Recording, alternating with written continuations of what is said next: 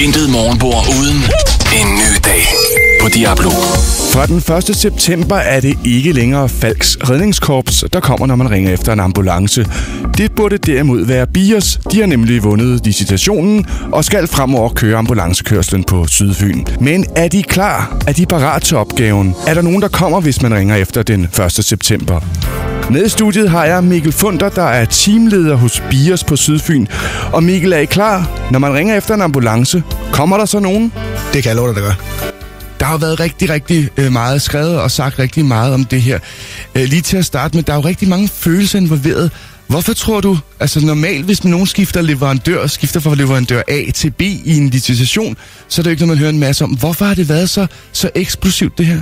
Jeg tror, det er fordi, der er dem, som er ansat ved Falck nu, hvor jeg også selv har været, har været der i mange år, og er rigtig glad for at være der. Det er et rigtig godt sted at være. Og så kommer der følelser på spil, når det er noget, man ikke selv har valgt at skulle skifte til noget andet. Og det har været meget usikkert, hvad det var for et firma, der kom ind.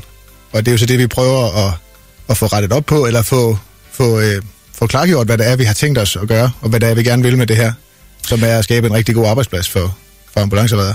Og det, der altså er sket, det er, at Falck i 100 år eller sådan noget har kørt ambulancekørslen på Sydfyn og Region Syddanmark. De tabte så licitationen til det hollandske firma BIAS. Og det, der så sker, det er, at Falck så tilbyder, at de personale, de har, de kan enten fortsætte i Jylland eller på Sjælland, hvad der nu kan så gøre. Men det er jo klart, når de ikke har noget arbejde til her på Sydfyn, så kan de i hvert fald ikke blive her. Og så havde man så valget mellem enten at få langt til arbejde og flytte, eller flytte over i BIAS. Er det rigtigt forstået? Ja.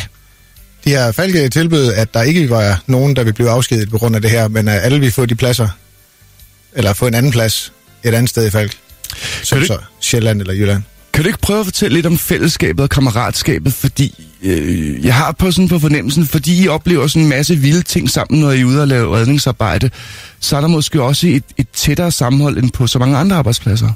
Jamen det er der, for man deler mange oplevelser, også både behagelige og ubehagelige, og det knytter folk sammen på en måde, som er meget speciel. Men så derfor er det rigtig, rigtig ærgerligt, at det er kommet hertil, at der er så stor opstandelse over det her. For det har aldrig været vores intention at skabe så meget ballade. Vi vil egentlig bare gerne lave en god arbejdsplads. Og set fra dit bord, fordi du er jo hverken hollænder eller har aktiemajoritet gået fra. Nej. Set fra dit bord, så handler det bare om, at du gerne vil blive ved med det arbejde. Du godt kan lide nemlig at være redder. Og det må man jo så gøre på de betingelser, der er. Ja, jeg vil gerne fortsætte med at være ambulanceredder. Det er noget, jeg er rigtig, rigtig glad for. Og det er noget, jeg brænder virkelig meget for. Jeg har ikke mulighed familiemæssigt for at ligge og køre til Sjælland hver dag, eller til Jylland, så derfor havde jeg ikke så mange andre muligheder. Plus at chancen for at være med til at starte et nyt ambulancefirma op, ikke er noget, der kommer hver dag. Så det vil jeg også gerne være med til, jeg synes, jeg har nogle gode idéer til, hvordan vi gerne vil køre det her, og hvordan det skal være at være ansat ved os, som jeg synes, jeg vil bidrage med. Jeg har besøg her i studiet af teamleder hos BIAS på Sydfyn. Det er Mikkel Funder, og du har jo altså tidligere været i Falck, da de stod for det her på Sydfyn. Hvilken forandring tror du, dine kommende kollegaer vil komme til at opleve i det nye selskab? Altså, udover at vi får nogle andre køretøjer og noget andet materiale, så er planen også, at hele tilgangen til, hvordan man vil drive virksomhed, skal være anderledes. Vi vil gerne gøre det med kort afstand til ledelse. Vi vil gerne gøre det mere, lægge det ud til folk selv, med deres vagtplanlægning og med deres ferie, så de selv er mere inde over at styre, hvornår de kan komme på arbejde, og hvornår de ikke kan. Så der bliver mere medindflydelse på ens dagligdag. Mikkel, bliv lige, fordi vi skal høre lidt mere om fremtiden for BIAS, men først her, Flowrider, 23 år 7. Don't like it. I love it, love it, love it. Få den bedste start på en ny dag. Godmorgen Radio med Diablo. Og så er klokken blevet 26 minutter over 7. Jeg besøger Mikkel Funder, der er teamleder hos BIAS på Sydfyn. Og jeg skal sige, at vi har jo annonceret det her interview på vores sociale medier. Der er kommet rigtig mange kommentarer. Og der er også et par, der har spurgt, hvorfor vi ikke har flere mikrofoner og får flere par ind. Og her skal jeg sige, hvis der er nogen, der sidder og lytter, og nogen af jer, der er med i debatten, der har et input, så kom gerne med det. Jeg vil være meget åben for at invitere dem ind som studiegæster her i programmet. Og Mikkel, det hele handler om, er jo altså sådan en frygt for, at der ikke er nogen, der svarer i den anden ende, når man ringer her efter den 1. september.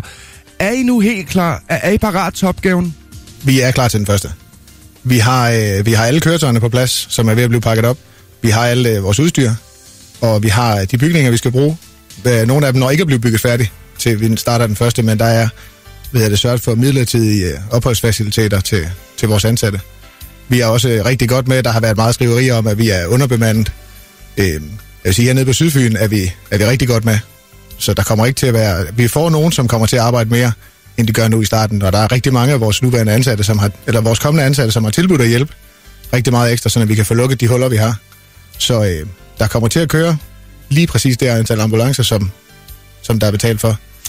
De fleste privatpersoner prøver måske 1 eller 2 gange i løbet af deres liv at komme i medierne. Når de så gør det, så får de den her oplevelse af, Gud, var der langt fra det, der skete virkelig til det, jeg så læste i nyhedshistorien. Er det den samme oplevelse, I også sidder med, det her med, at det måske også er blevet kørt lidt lovligt meget op? Det synes jeg. Jeg synes, der er en selvforstærkende effekt ved visse medier, som er interesseret. Jeg vil ikke sige, at de er interesseret i at blæse det op, men de har også en forretning, der skal køre, og der skal skrives noget i avisen. Og nogle ting sælger bedre end andet. Vi er glade for, at du kommer her og giver din version, og jo altså også giver et indblik i, hvordan det står til med BIOS. Når vi sådan ser fremtiden for BIOS på Sydfyn, hvad byder den, når I sådan lige er kommet i gang, og hjulene kører? Hvad er så visionen? Visionen er, at vi skal have skabt verdens bedste ambulancetjeneste i hele BIOS, og især selvfølgelig også her på Sydfyn med nogle, og vi har fået nogle utrolig dygtige og dedikerede ansatte, som skal være med til at løfte den her opgave, at vi vil gerne være den foretrukne arbejdsgiver for ambulancefolk i Danmark, og det skal vi så arbejde på. Nu har det jo tingene kørt på høje nagler, når nu tingene falder lidt ned og sådan noget. Vil der så ske det, at i virkeligheden mange af dem, der var imod, de vil komme over og få et arbejde? Det vil jeg håbe. Jeg kender rigtig mange af dem, som tager et andet sted hen, og jeg har stor respekt for det valg, jeg tror, fordi jeg ved, at de har tænkt meget over det. Det har fyldt rigtig meget i hverdagen for rigtig mange mennesker. Og jeg vil bare sige, at de skal selvfølgelig være velkommen til hver en tid. Min telefon er åben, og min mail svarer jeg på. Så hvis de er interesserede, så kan vi garanteret finde ud af noget. Og så skal jeg ikke holde på dig mere, for du har jo frygteligt travlt til, at I skal være i gang den 1.9. Og du siger, det klapper, vi kan sove trygt om natten. Der kommer også nogen, der redder os efter den første. Det gør der. Mange tak for besøget. Selv tak. To anywhere I flow.